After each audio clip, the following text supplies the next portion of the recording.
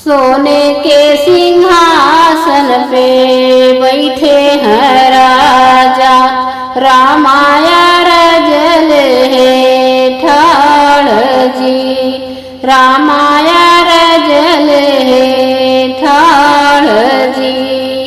पनवा की नैया बाबा सीता ही पतली, मोतिया की नैया चमकदार जी, मोतिया बरन चमकदार जी।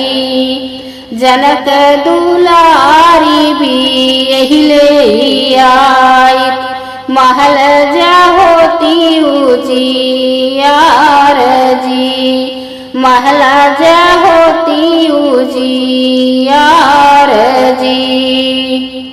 इतनी बचाना जब सुने हैं राजा, साजहूँ साजहूँ हाथी से घोड़ा, साजहूँ सारी बरात जी।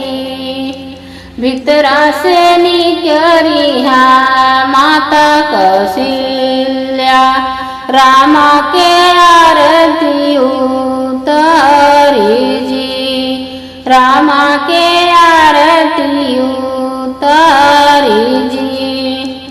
तू तो आज बेटा चल ससुरारी, कैसे बीती दिन हमार जी, कैसे बीती दिन हमार जी।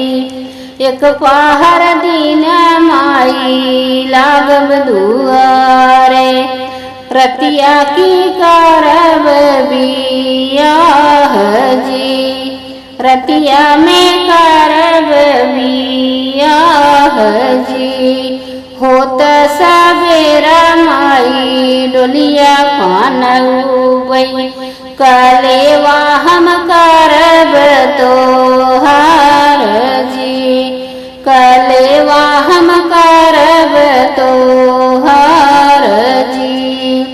जनक दुलारी के ले हम अउबई, महल जहीं उजियार जी, महला जहीं उजियार जी।